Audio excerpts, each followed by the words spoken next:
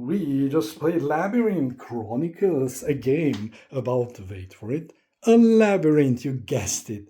So, what's going on here? This is kind of a remake or remaster of the original Labyrinth game.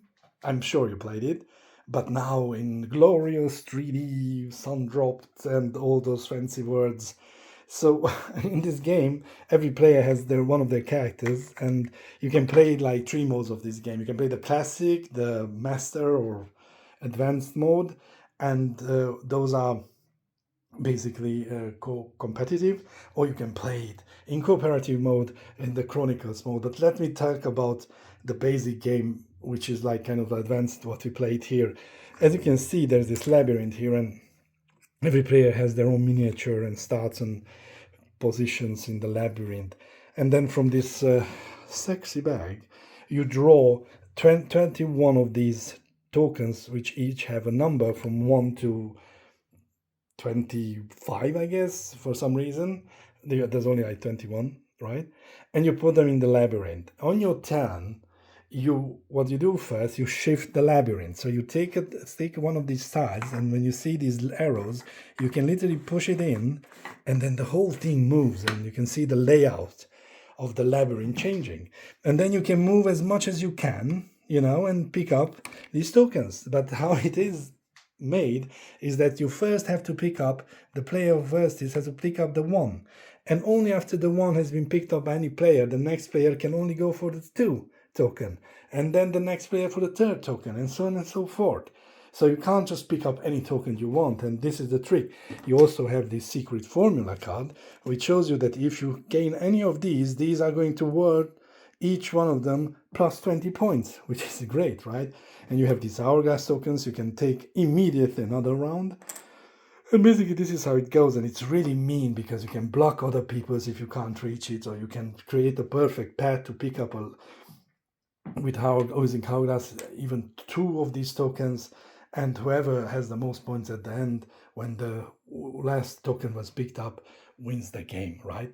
But there's a trick here. You can play it in the Chronicles mode, and in Chronicles mode you play it cooperatively, and this is when these portals come in, and this hot board, which is going to be populated by all these item cards. Just imagine that this, whatever this is on the blue portal, right? And then you put it here, and then you look for its token, which I'm not going to find here, but I found it. And this toad thing is here at the blue portal, right? And you roll dice, and your turn, you don't start with shifting and moving. You roll these dice, and it tells you that let's say we roll this one, the goblin goes here, and the goblin now wants to steal that item. If at any point this goblin activates again, or another goblin jumps here, they steal this item from you and take it to their little camp, which is hidden here, you see, and they steal it, and you don't want to steal it because you want to be the first to collect these items, because then you get these crystals, right? So what happens that after you explore this labyrinth and everything was picked up, you come to this campaign sheet, right, or chronicle sheet, and you can exchange your crystals for various things like scrolls, yeah, and the scrolls give you like superpowers during the game, or you can exchange 10 to buy this hammer, which then you can use to fill out this hammer and choose one of the buildings, right, to build. And you would ask, oh, but how do I build in this labyrinth? Well, you don't build in this labyrinth. What you do is that, for example, if you unlock in, you come to the box, and you can see there's a lot of buildings here. You take the in box, which inbox. You take the box which has the in repaired. You repair the in, and it gives you a lot of new elements that you can play with, and your next game is going to be even more interesting.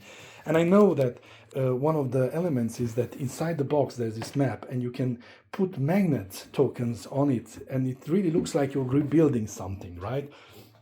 You have this Labyrinth Chronicles binder, which is typical for Awaken Realms, and also there's like personal stories if there's not enough content here, but believe me, it looks really intriguing. We only played the normal game of Labyrinth, which is competitive, but we are going to jump into the cooperative mode as well. Again, top quality, absolutely fantastic, very easy to teach. Like in 1 minute, you teach the game, and I highly recommend it. And they have all kinds of really nice miniatures as well. But I mean, come on, we all know they do. So yeah, highly recommend that. Go play it.